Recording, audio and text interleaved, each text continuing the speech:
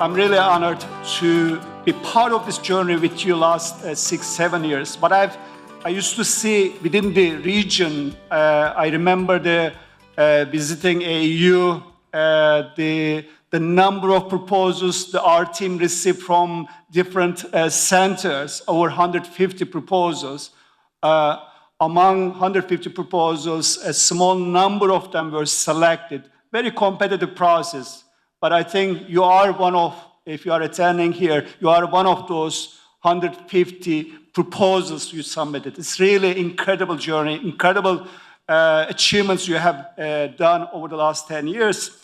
Obviously, right now, in my global role, I see our programs across the globe in higher education, tertiary education, skills, foundation learning, digital. Some of the works we have been hearing this morning and this afternoon. So we always say the African Higher Education Center of Excellence is our flagship program in higher education. There has been so much achievement, so much lessons learned. I think some of the lessons we learned, how we can scale at the institution level, at the national level. I think this is one of the challenges. We also heard this morning from our colleague from Zambia, how some of the challenges they were facing. So as you move forward, actually, this afternoon, as we discussed, as you move forward in the preparation of the next phase of ACES, I think some of the important lessons also should be understood, learned, to build a really resilient, stronger the centers and contributing to overall higher education development in the continent, where you need really strong scientists, well-trained scientists, graduate students, the professionals in STEM, health, agriculture, who could contribute some of the development challenges the region has been facing. With that, I am really honored my colleague, Dr. Sylvia Kandavari. She's a senior project manager, ACE Impact, as part of the AU, and Dr. Jude Sibabut, who coordinate ACE2, will be summarizing together some of the achievements under the program on both sides, ACE Impact and also under ACE2 on the East. They will be summarizing some of the key achievements under this flagship program. Then also, not just achievements, but I've been discussing lessons learned. I think this is the key part. Not only positive, some of the lessons we have under the program, but there are also some of the lessons we can learn to build more innovative programs as we move forward. Sylvia, Jude, would you like to come over here?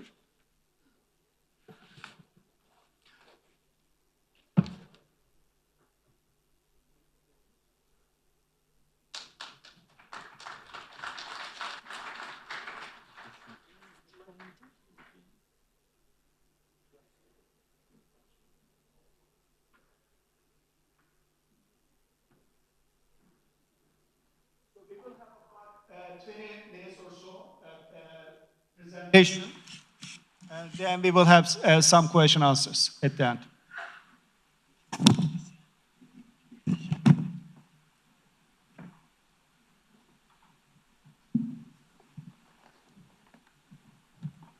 Thank you very much.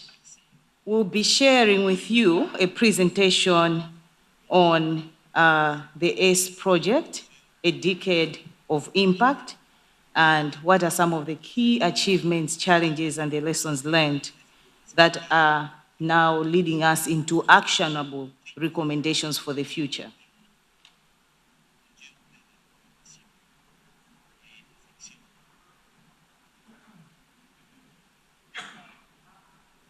So the ACE project is an initiative by the World Bank and other partners, AFD and others, and the participating countries from 20 African countries.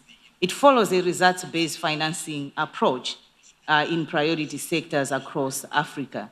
So this morning, we already saw the footprints of ACE in various presentations and videos, but just to remind all of us, this is where the ACE project has been implemented as per the illustration in the map of Africa.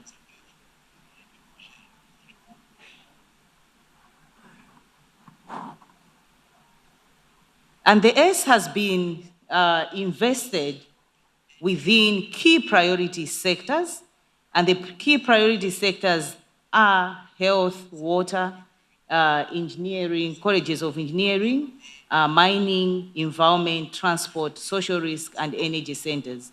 But what we see in this slide, I think the investment in the health centers has been immense. As you can see, we have close to 20 health centers and followed by the agri sector with 15 centers. So there's been a lot of investment in those two priority areas, and others also, of course, have benefited within the funding scope.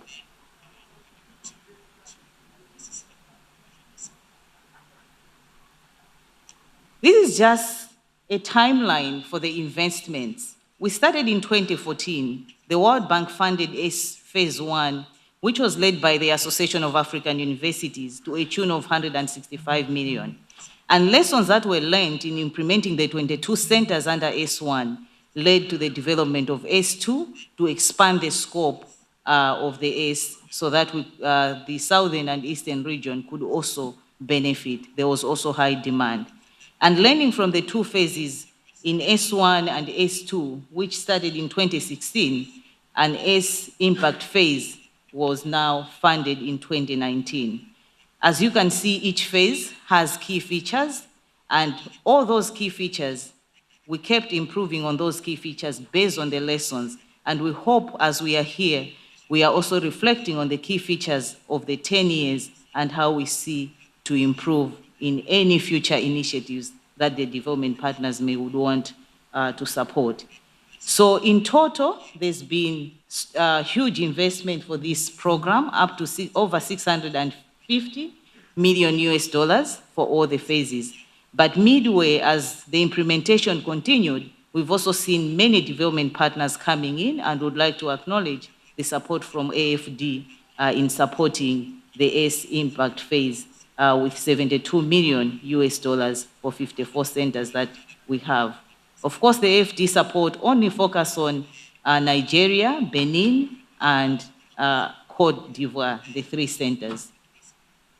And within the implementation, of course, there's also been additional financing given to the ACE2 Regional Facilitating Unit, IUCA, and the centers that are implemented are 6, and these are ongoing. They are still implementing, and the program will close in 2026.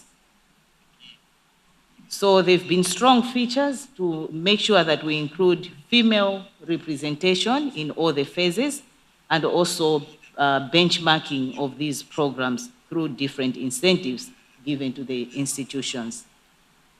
Of course, the figures have already been highlighted in the morning, and we would like just to show you again that as we celebrate, indeed, these are the figures we are celebrating this week.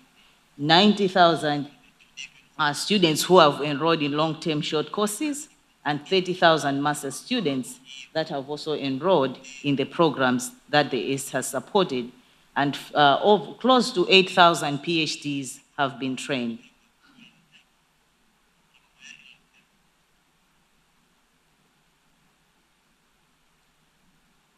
So just understanding deeper in terms of enrollments, student enrollments per sector, we noted that agri and health, they've had higher centers, highest number of centers, and also it reflects in their student enrollment per sector. So it means most of the investments we've also had, I think we've had mainly in agri, and the student enrollment in agri and health has also been high. So maybe this is also an area which we need to reflect further as we are going beyond next initiatives. How do we improve enrollments in other sectors as per this slide? Female enrollment, participation for all the priority areas, at least we are over 34%, with Greek centers, healthy centers, STEM, and education. So that has been the average female enrollment at the moment. In improving access and quality for higher education, efforts have also been directed to internationally accrediting the programs and the institutions that are hosting these programs so that they remain relevant to the demand of higher education in the continent. So we've had programs that have been nationally accredited, close to 620, which is 80% of the programs, and 20% are regionally accredited, and some have been internationally accredited, and many others are also in the pipeline for international accreditation. We are working with international partners like AQUAS in UK, Royal Society of Biology in UK, to make sure that the programs are all aligning with the demands of the international standards.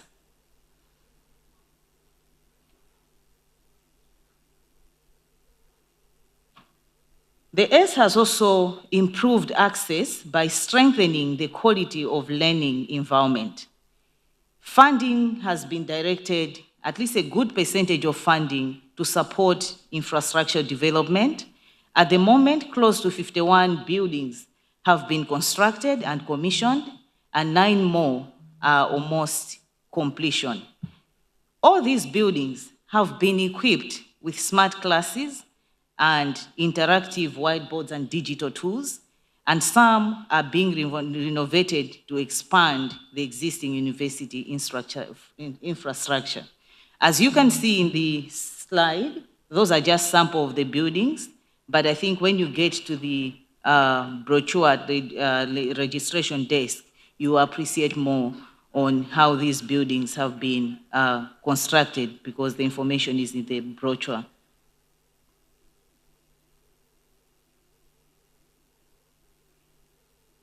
And the S we also heard just from the last panel session, it has been promoting partnerships through various approaches. There's been increased collaboration in terms of research publication. There are some publications that have been nationally co-authored, collaborating at national level, and other collaboration through regional co-authorships.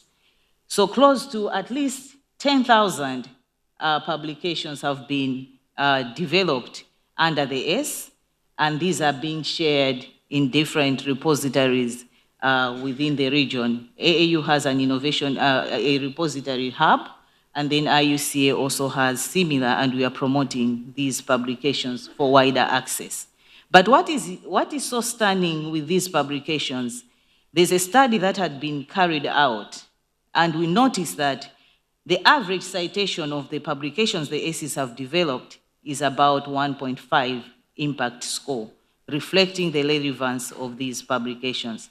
And these publications are also Scopus indexed, showing the quality that the publications are being published.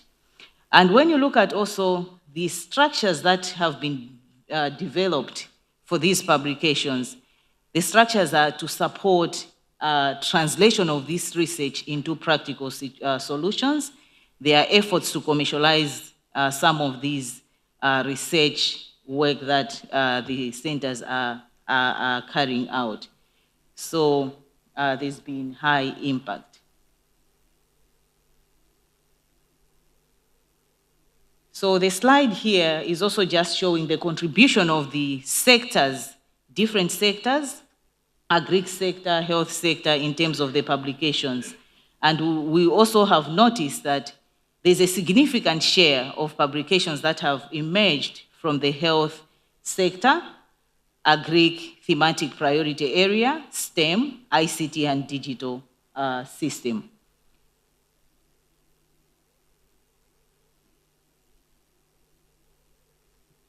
And in efforts to also promote the research the centers are carrying out to knowledge transfer, at the moment, we are seeing patents that are coming out. 87 patents have been developed from the research that the centers have carried out over the 10 years. And 76 trademarks are also have been documented, and 147 copyrights. So I think there's really good effort in commercializing the research, though we need to do more. And as you can also see, there are potential that are in the pipeline, and there are also startups that have been given to students to provide mentorships and skills development so that they can go and do their work and attain some self-employment. And when it comes to linkages with industry, we heard a lot about linkages with industry and partnerships, but with the S model, emphasis has been on promoting internships and staff exchanges, revenue generation, and professional short courses. And these are the mechanisms that have facilitated linkages with the industry. So 20% of the students from the most recent TRACER study that we undertook last year, looking at the 10-year journey, we've noted that with internship, 20% of the students were undertaking practical internships in a relevant sector, and that also helped them to establish connections within and outside Africa. And for revenue generation, the results also showed that S's have generated an equivalent of 28% of the total World Bank allocation to the centers under the program, and this is a key critical sustainability factor. So the results that we are showing here, they are as a result of a TRACER study that we undertook with an independent consultant, and shows that there is positive feedback from the students on linkages. And also just to indicate that the ACEs they have been promoting networks and thematic collaboration. I think this has already been mentioned in the previous presentations and the videos, but to just mention for key takeaway messages, at least 12 thematic networks are operational, and within those 12 thematic networks, they have collaborated in research, having a total number of 400 collaboration in research from the networks, peer-reviewed papers, and they are also supporting each other to develop capacity for staffing and students through workshops and seminars and many others. And of course, within the TRACER study as well, as we noted, the professional trainings, we've also made significant strides, but these trainings have also been very helpful in supporting skills gaps in emerging areas within our priority areas. And we were following the regional approach to hold these trainings. So the illustration, the chart in the next corner of the slide is just showing the share of the thematic areas and how they've also contributed to professional trainings. In terms of employability, we noted that through a TRACER study carried out, the graduate students, almost 83% from doctorate graduates, they find employment within a short period of time, immediately after finishing their ACs. And we also noted under MSc, about 87% indicated that they also get jobs within a short time. And of course, we also went ahead to just check on how do they see about the salaries plus the skills they have attained.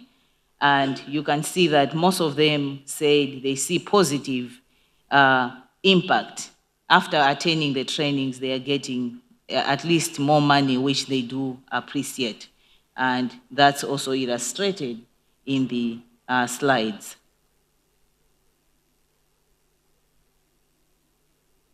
In terms of the performance, this is my last slide, as I hand over to Professor Jude. World Bank assesses performance based on the disbursement rate. So how are we standing as we compare ourselves to the indicators of the World Bank? So as you can see from the slide, all the centers, all the countries have been listed, and at country level, we are at an average of 90% of achievement for all the total funds that were allocated for all the three phases, S1, S2, and S Impact. And this achievement is expected to improve as we close the project, the third phase of the S by June, and the additional financing by December 2026. So we would like to congratulate all the ACs for the great work, adhering to the standards of the World Bank, and we hope with this performance, we should be able to advocate and create more messages where other development partners may wish to join into any potential initiatives. So thank you very much, and I would like to hand over to Professor Jude.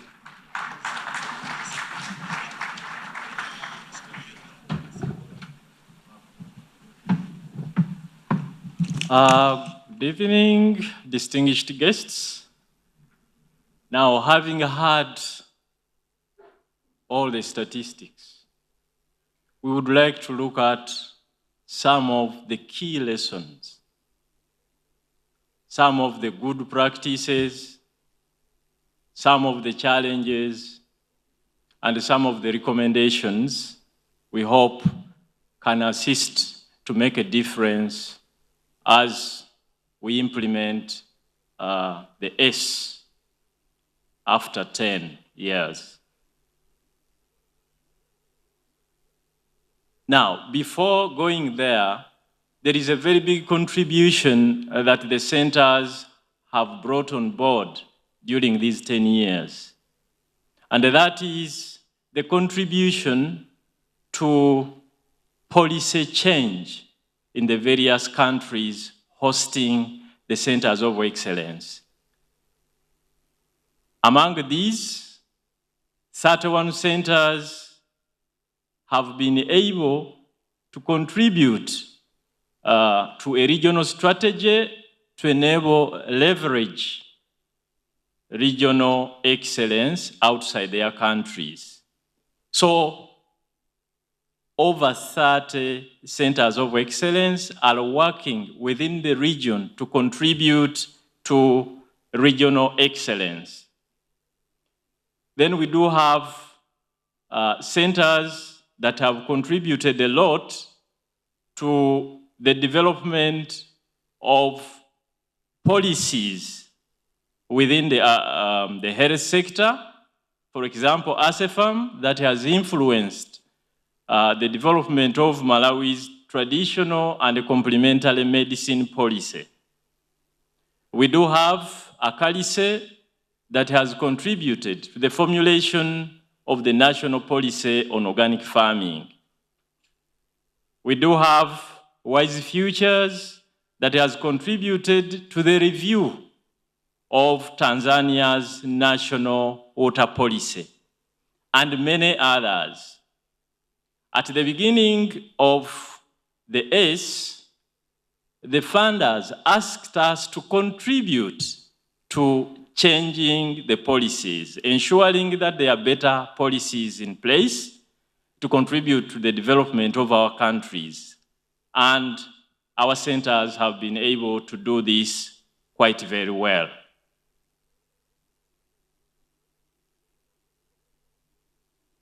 Sorry. I think this has already been discussed. I would like us to proceed. Oh, sorry. So we want now to look at some of the key good practices we've been able to identify throughout these 10 years of the S project. First of all, we've come to realize that we need to be very proactive as far as policy frameworks are concerned. And an example has been highlighted by the University of Rwanda that has successfully developed comprehensive accreditation policy. This policy goes beyond even programs of the essays. So they would like to ensure that at the university, all the various programs are at their best in terms of quality. So they were able to complete all the necessary guidelines that would assist the university be able to ensure that the various academic programs they have are accredited internationally, whether these programs are within the ACE or not within the ACE. And this is something we've learned that it is very, very important so that we don't work just for the sake of the ACEs, but for the good of our countries, even beyond the ACE period. 2, we've learned that strategic benchmarking, especially as far as accreditation is concerned, is very, very important. Accreditation beyond the region and beyond the nation has been quite difficult for those centers that didn't do this as a strategy. So we are requesting that for the future, let us all be strategic when it comes to the accreditation, especially internationally, regionally, as has been described already. Regional accreditation. We've learned that while regional accreditation is very, very important, there are so many challenges centers are facing in this regard. And that unless these challenges are faced squarely, it is going to be very difficult for the centers to achieve the desired objectives. And some of the challenges related to regional integration include differing national policies on scholarships. Some countries wouldn't like to provide scholarships to students coming outside their respective countries. And eventually, this has caused a problem of not being able to attract regional students. There are countries with very restrictive immigration policies, thereby leading to potential students to run away from these countries instead of going to these countries to study there. There have been, for example, delays as far as processing study permits. There have been also some few cases whereby the students have been detained. And there have also been cases whereby these students have been separated from their families. Some of these young families, you have a wife, husband, and a young kid. So some of the centers, because of the regulations within the country, they were not allowed to have the kid around, so leading to the separation of the families. Disparities in tuition, especially when you compare students from various regions, comparing, for example, those from SADC and those from the East African community. And this eventually would lead to some of these students failing to study from those various regions outside their regional blocks. Then there is the challenge of language barrier, still as far as regional integration is concerned. There are some students who could not easily move from their own countries to use opportunities of study in other countries because of the language barrier. And this affected a lot the Portuguese-speaking students. Then we've had also challenges related to quality and relevance, particularly with regard to the process of international accreditation, which is generally very lengthy. It takes a lot of time, but at the same time, it also takes a lot of money. Averagely, we've come to realize that an international accreditation process takes between 12 months to 18 months. But also the cost implication is quite very high. Averagely, it has been between $20,000 to $50,000. So that also would contribute a lot to this challenge of regional, of quality and relevance.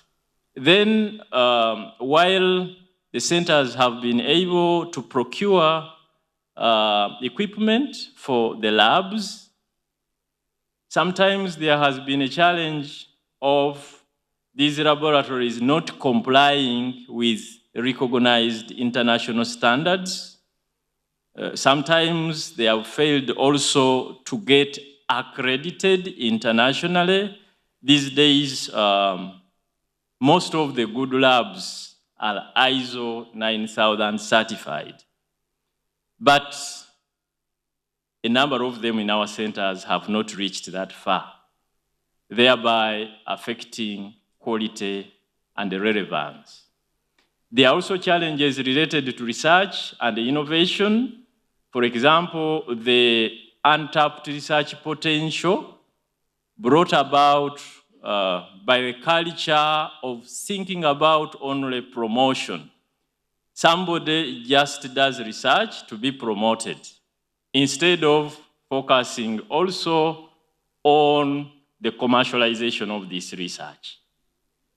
The other one, the challenge is related to student issues, such as the absence of qualifying regional master's programs, thereby making it difficult to have students to study at PhD. For example, there is a very good PhD program in railways at ANES in Addis Ababa, but then we cannot get the students to study on that program because the master's students are not there. And finally, I would like to make the recommendations that we came up with to address some of these challenges. To promote regional student mobility, the suggestion is that we launch targeted awareness campaigns to highlight the strategies and value of regional student exchange. Two, to streamline regional immigration, we are recommending that as centers, we conduct an in-depth assessment of immigration barriers and engage with governments to facilitate streamlined processes. Then, because of the issue of the tuition that is different from various countries, various regions, we are recommending that we advocate for either continental or regional tuition fee policy, such that there would be easy mobility of these students. Then to enhance language accessibility, especially for those students who are non-speaking, in our case of S2, that we should encourage universities to create language support centers, whereby these students that come with little knowledge of a certain language, they are continuously assisted in order to be able to cope. For the issue of quality and relevance, we are suggesting that we always try to accelerate accreditation and modernization and modernize quality assurance to ensure that our academic programs are relevant and are of quality. And finally, that it is critical to work with industry.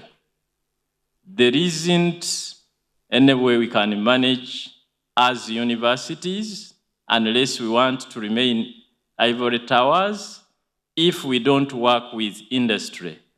Industry help us both in identifying critical issues affecting society so that we create demand-driven programs, but also to continuously assess how we are moving such that we produce the best graduates. Thank you very much.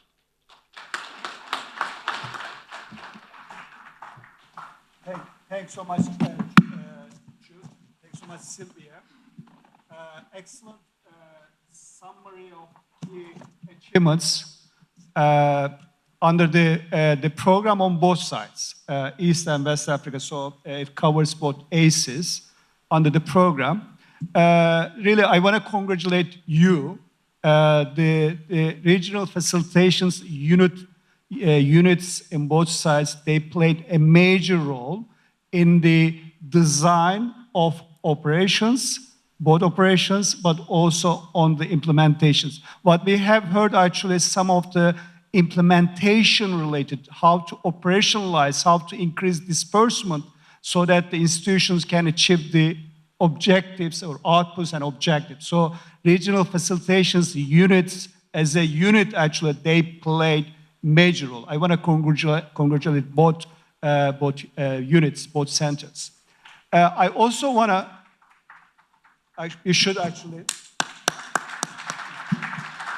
I also want to congratulate the centers. I think we have heard, as I said at the beginning, I have been involved, my team at the time, they were reviewing all the proposals, involved in the whole process. It takes time.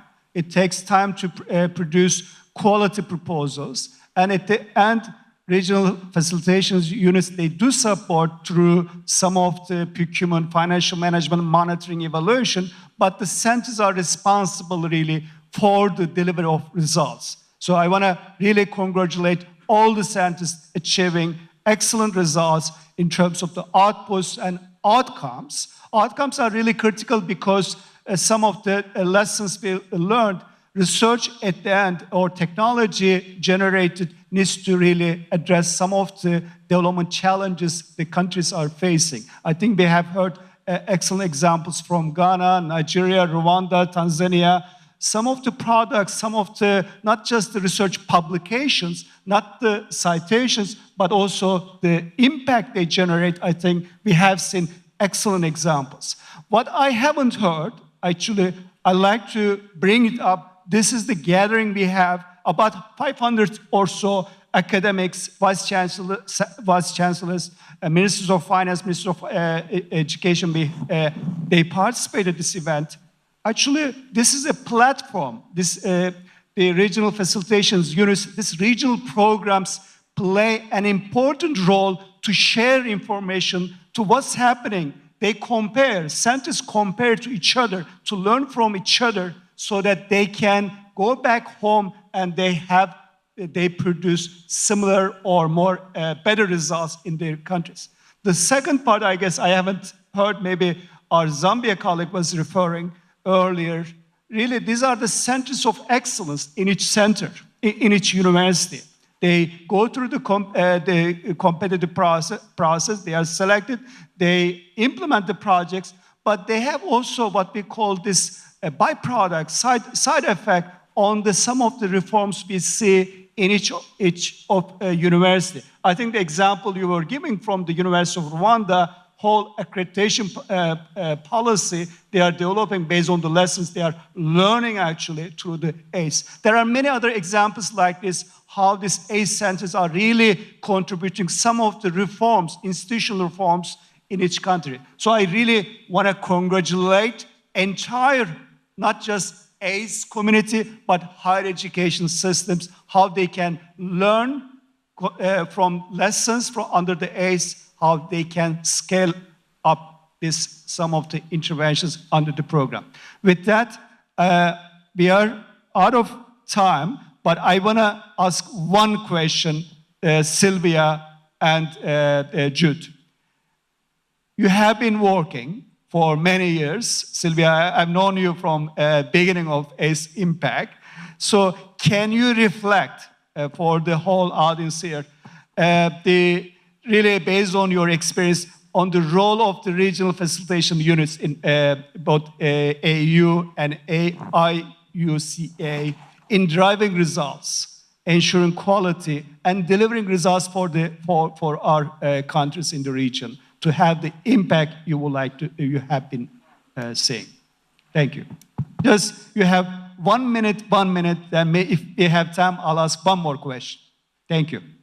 Thank you very much. So, in reflecting the role of the Regional Facilitating Unit, I would like to mention that the Regional Facilitating Units have been playing a very good catalytic role in driving results and quality.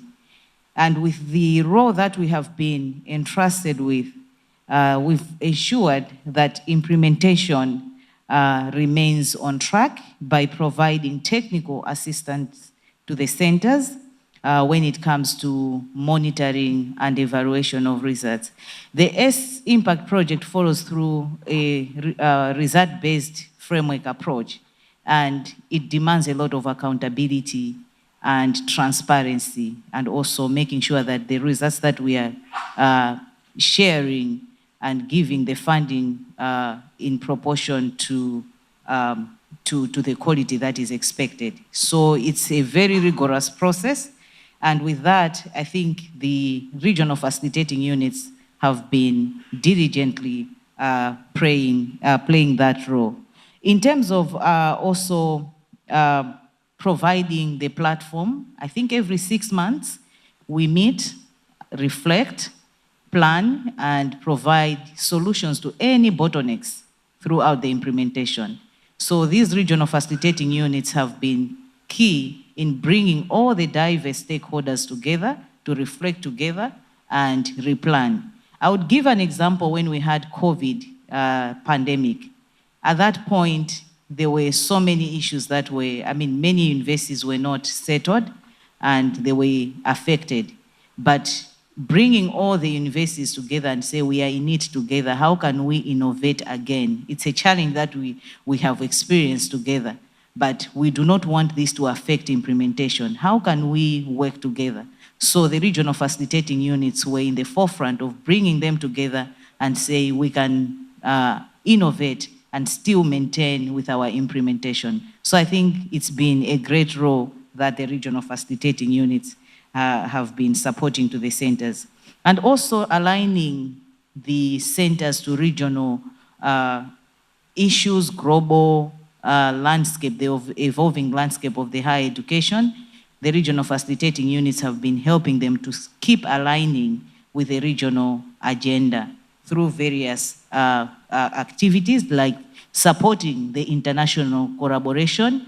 The centers have been networking with national and regional collaborators, but at regional level, the AAU and IUCA, we've had opportunities to bring in international partners like IBM to support some thematic areas. So we've been bridging that gap.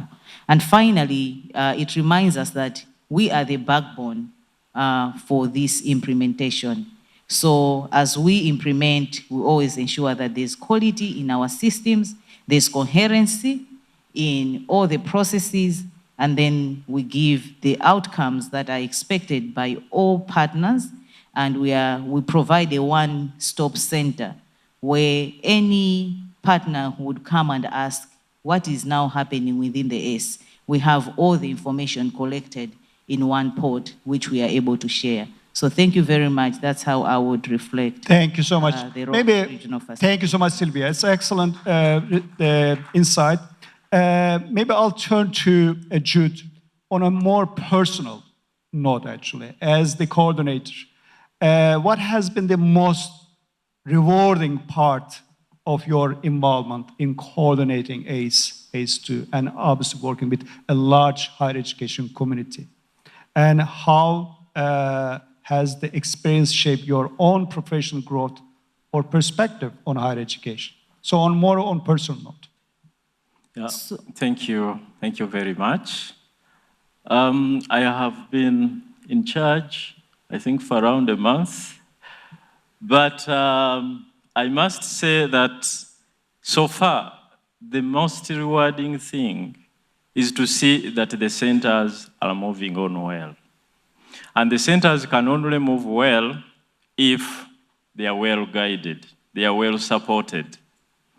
So IUCA, which is the Regional Facilitation Unit for the S2, has played a very critical role in ensuring that the centers achieve what they must achieve.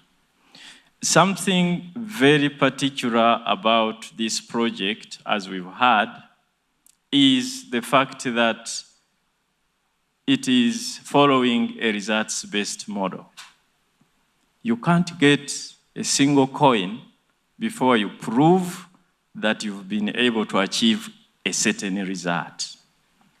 Now, in order to do that, you need the support of the facilitation unit, both in terms of setting the targets and following them up, but also in the verification of the achievement of those results. And there have been certain results that sometimes have been so tough to achieve. I remember for the S2, one of the most difficult results to achieve was the regional accreditation. Being able to identify an accreditation body within the region to accredit the programs. The centers worked for quite a number of years. By then I was a center leader, but we couldn't find the respective accreditation bodies. So the Regional Facilitation Unit, IUCA, that in East Africa is supposed to assist in the establishment of the common education area, worked hard to come up with guidelines for regional accreditation. And as I speak now, the centers are able to get accredited regionally because of what IUCA as a regional facilitation unit has been able to do.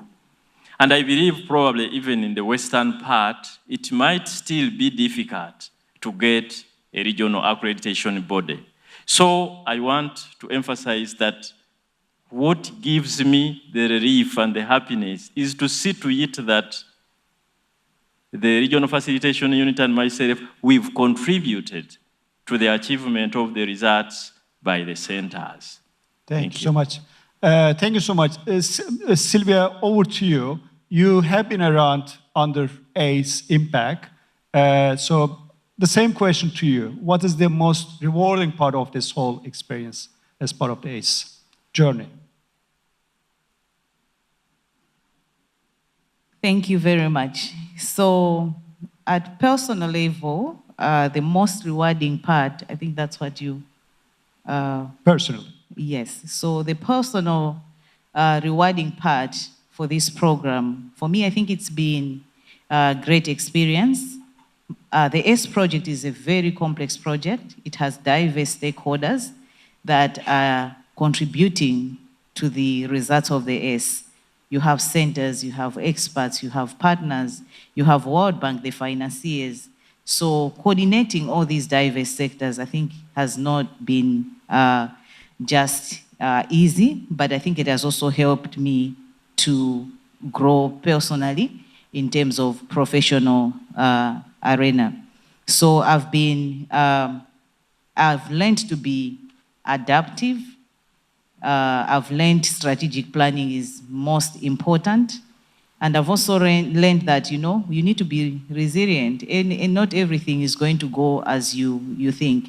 because the demands from different partners are always heavy. And also I've appreciated that it's important to have clear communication lines and clear roles and responsibilities for different partners. And you need to satisfy each partner adequately, because their expectation is 100% at every level. So I've really learned that communication, clear roles and responsibilities in managing complex projects is quite important. And when we host ACE meetings, we are hosting them in different countries, not only in one country. We go to Francophone countries, we go even beyond. So far, we've gone up to Morocco and Mauritius. We are testing different waters when we go to those countries.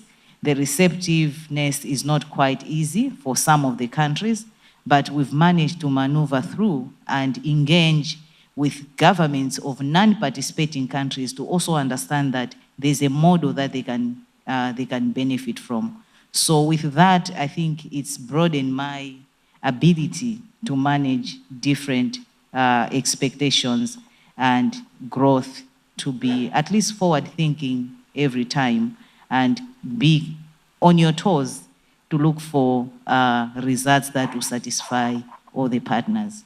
So that's from the personal reflection. Thank you so much, Sylvia.